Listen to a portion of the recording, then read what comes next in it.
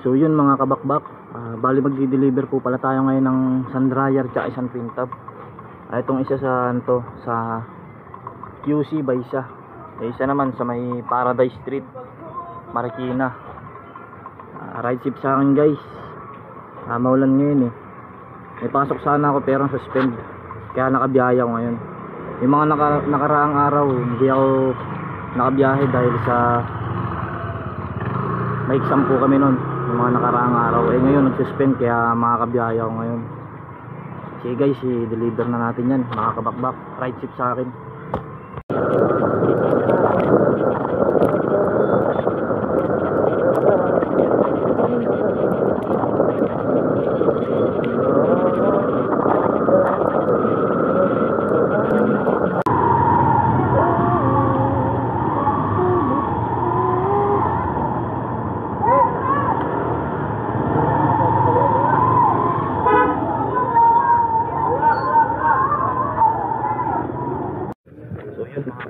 Bali na deliver na po pala natin yung isa, yung washing po. Bali ito na lang yung natira, print tab. Punta to sa may Marikina, Paradise Street. Tara, biyahin na natin to mga kabakbak. Let's go.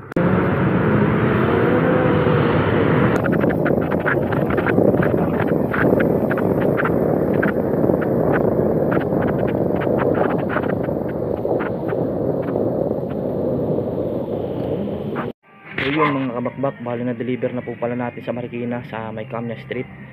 Medyo nagantay tayo doon ng 20 minutes pero ayos lang, deliver naman ng ligtas. Bali pauwi na ako. Ride ship sa akin mga kabakbak. So yun mga kabakbak, may bagong di-deliver naman ako kaso back job to. Itong washing sa bagbag nga lang. Maraming nag-aalok sa akin kanina puro sa Manila. Mamaya po kasi may magsusundo na ako sa SM Caloocan. May susunduin ako. Ngayon ito i-deliver ko. Di-deliver ko to tapos may kukuhanin ako doon. Sa pagdi-deliveran ko, bali back job kasi siya. Tapos yung kaninang din-deliver ko twin top, tsaka washing na deliver ko na yun. Tapos ko na i-deliver. I-ride it sa akin mga kabakbak.